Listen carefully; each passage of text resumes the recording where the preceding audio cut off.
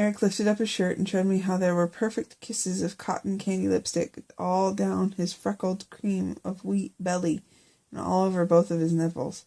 At that time, being 9 years old and dressed in a coonskin cap in Nashville, Tennessee as I was, I could not understand at all why anyone would let someone give them a blowjob. I listened to my brother's message a second time. I realized I'd almost forgotten how Eric liked to call me Boonie. Sometimes, when I teased Eric afterwards, during that summer when he was 15, I would call him Cotton Candy, and Eric would get embarrassed in front of my mother and father and tell me to shut up too. While I listened to my brother's voice, a text message came in from Shane Collins. It said this: "You are disgusting." I did not even know that I was sitting out there on my sofa in my living room crying. I don't cry. I suppose I was tired and disappointed too for what I'd done to Shan and Robbie, and especially because I missed my brother, and I wanted him to get better, even if I knew nothing would ever be better than it was for Eric and me on those summer nights when we played catch and shit like that all alone in that hotel in Nashville. Robbie put his hand on my shoulder and shook me. He said, Hey, don't do that, Austin.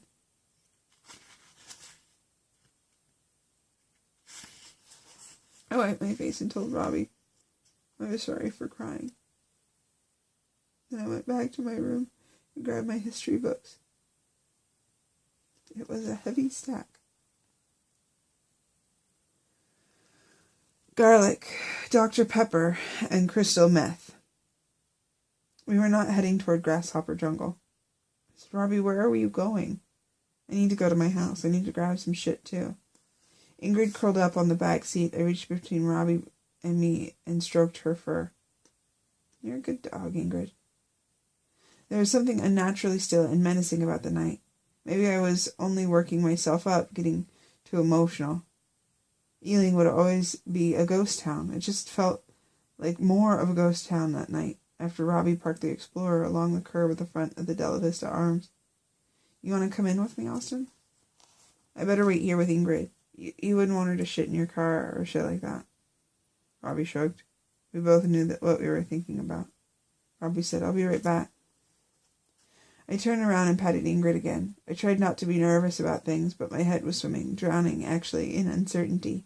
I unzipped the top of my jumpsuit and played with the St. Casimir's medal that hung from my neck. Then I whispered, What am I going to do, Ingrid? Robbie ran around in the front of the car and disappeared inside the Della Vista Arms. I thought about Shan Collins, how she told me I was disgusting. At exactly that moment, Ollie Jungfrau was killing aliens on an online space shooter game. He was sitting up in his bed, in his underwear, with his laptop resting on his thighs. Ollie had eaten a large pizza and drank 5 cans from a 6-pack of Dr. Pepper. Tiny speckles of pizza sauce dotted Ollie's swollen breasts. Ollie Jungfrau needed to piss, but he did not want to get up from bed. He tried to calculate whether he could get away with peeing in his empty Dr. Pepper cans. Jungfrau decided trying to do that might cut his penis, which he could not actually see due to the roll of his belly, or it might cause him to piss in his own bed. Ollie Jungfrau had pissed in his bed before, when he was too tired to get up and walk to the toilet. Ollie Jungfrau got up. He walked past his window and looked down the street. Ollie Jungfrau saw Robbie Breeze running around the front of a Ford Explorer parked in front of their apartment building. Ollie Jungfrau hated Robbie Breeze because Robbie was gay. And Ollie knew it, and also because Robbie was so young and good-looking. Ollie wished Robbie Breeze would fall down, trip on the curb, or shit like that, but Robbie was also coordinated and balanced. Ollie Jungfrau hated good-looking, coordinated kids, especially ones like Robbie Breeze, who were gay. Ollie Jungfrau's eyes caught the movement of something further down the street in the dark. Ollie Jungfrau's eyes were good at noticing quick movements. That was how he killed so many aliens in the game he played every day. The motion Ollie detected was not caused by an alien, however. Ollie Jungfrau saw the dark form of an unstoppable soldier crossing the street ahead of Robbie Breeze's Ford Explorer. He saw the creature just as Robbie disappeared into the foyer of the Del Vista Arms.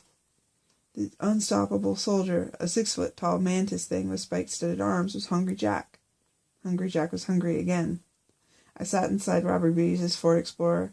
I was turned towards the back seat, stroking Ingrid's fur and flipping the silver St. Casimir's medallion on my left hand, with my left hand. Ollie Jungfrau did not know the Polish kid he sold cigarettes to and called Dynamo was down there in the gay kid's car on the street. Ollie Jungfrau stood at his window, frozen in fright. He was in his boxers and socks. He was standing in a puddle of his own steaming piss.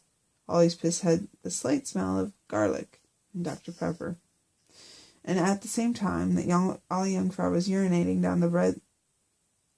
down his bread dough thighs, watching in horror as Hungry Jack scampered like a metal wind-up puppet through the dark toward me and Ingrid while we sat in Robbie's car. Dwayne Coventry, the chemistry teacher from Curtis Crane Lutheran Academy, put down his glass meth pipe after smoking 3 peanut-sized rocks of crystal. Dwayne Coventry sat completely naked at his computer. The chemistry teacher from Curtis Crane Lutheran Academy could look at pornography for endless hours when he smoked meth. The only thing that sometimes interfered with his viewing pornography, which frequently lasted till daybreak, was if Dwayne Coventry turned the computer's camera on himself. Then Dwayne Coventry used his monitor as a monitor, so he could study his face, scratch at it, pick spots of his own skin that were not there, till he made them real with his own yellowed fingernails. That was what Dave Coventry was doing at that exact moment. Ollie Jungfrau was pissing himself, and Hungry Jack was click-stepping toward the smell of Robbie Breeze and the food meat things that sat inside Robbie's car. Dwayne Coventry was picking his face, naked, seated at his computer, picking, and picking, and picking. Dwayne Coventry thought he left his windows and doors open. Dwayne Coventry always had to check his doors and windows whenever he smoked meth. He stood up, took a step toward the front door of his small Iowa house. Then Dwayne Coventry turned around and grabbed his pipe. He burned the amber residue inside the little glass globe and inhaled deeply. Dwayne Coventry forgot why he'd been standing up. He sat down again and began picking his face. Every night Dwayne Coventry smoked methamphetamine was exactly like this. Nobody knew anything about Dwayne Coventry. Dwayne Coventry wanted to look at pornography and masturbate, but he needed to check his doors and windows. Dwayne believed people were always outside, always watching him. Dwayne went into his kitchen, where he'd been cooking methamphetamine for over a year without anyone knowing about it. Dwayne Coventry loved methamphetamine more than he could ever love anything else. He checked the door that opened onto the kitchen porch. It was locked. Dwayne Coventry walked through the small living room and checked the windows behind the sofa. The windows were latched, secure. He checked his front door. The front door had not been closed all the way. Scrawled into the plasterboard wall, all down along both sides of Dwayne Coventry's front door, were letters and numbers. There were license plate tags from cars Dwayne Coventry saw outside his house whenever he smoked meth. There were exactly 464 different license plate numbers etched into Dwayne Coventry's living room wall. Dwayne Coventry knew that there was always someone out there watching him, waiting for him. When Dwayne Coventry opened the front door, he stepped outside. As soon as Dwayne Coventry went outside his little Iowa house, he strained to think about why he was going out into the night. He'd forgotten what he needed to do, but Dwayne Coventry, our chemistry teacher from Curtis Crane Lutheran Academy, did realize he was completely naked. He thought that maybe he was supposed to check to be certain his car doors had been locked. Dwayne Coventry's car was parked in the driveway beside a hedge of rose bushes. Dwayne walked across the yard toward his car. It was not a good idea. Tyler Jacobson and Roger Baird had caught up to the exhausted Eileen Pope, who was trying to find something big as an empty house or garage in which to lay her millions of fertilized eggs. Roger Baird and Eileen Pope had Eileen Pope pinned down. He was fucking her on the lawn beyond Dwayne Coventry's rose hedge. Roger Baird was doing one of the only two things unstoppable soldiers ever want to do. Eileen Pope was too tired to eat Roger Baird. Tyler Jacobson was tired and hungry. Tyler Jacobson smelled Dwayne Coventry's sweat as soon as the meth smoker opened his front door. Dwayne Coventry looked over the hedge and saw 3 monstrous things in the grass of his lawn. "Big fucking bugs," Dwayne Coventry said. That is exactly what they were. Tyler Jacobson, Roger Baird, and Eileen Pope were materialization of a meth smoker's most horrible delusion. Gigantic bugs with jagged, bear-trap mandibles and folded claw arms, prickled with mountain ranges of knife-blade triangular teeth. In the last second of his life, Dwayne Coventry felt a sort of jubilant vindication. He had been right after all this time. There really were horrible things waiting to get him outside his house. Dwayne Coventry was right. Tyler Jacobson left little more than a few dime-sized bloodstains for the meal he made of the chemistry teacher from Curtis Crane Lutheran Academy. Tyler Jacobson was unstoppable. And at exactly that moment, Ingrid's ears perked up. If Ingrid were a normal dog that hadn't lost her throat barking mechanism to cancer, Ingrid would have barked and barked. Ingrid heard and smelled the monster named Hungry Jack and grew right up next to Robbie's old Ford. I scratched Ingrid's ears. "What's wrong?" I turned away from her and saw the triangular, glistening head of a giant bug that stared at me, fascinated, watching me through the windshield of my best friend's car. "Holy shit," I said. I'm not certain that it's exactly what I said, but I did say something. Sometimes historians need to fill in blanks on their own. It's part of our job. You trust us because we are historians. Historians are reliable blank fillers. It is my job. Hungry Jack's mandibles yawned open. A gooey string of bug saliva hammocked between his jagged, side-hinged jaws. The mandibles opened and closed, opened and closed. Hungry Jack wanted to eat me and Ingrid.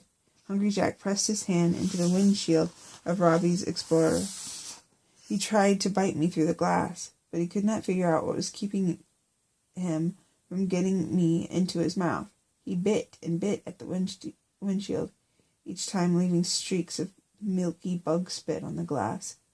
Ingrid squeezed her way up between the front seats into my lap, and also tried to bite Hungry Jack through the unyielding windshield.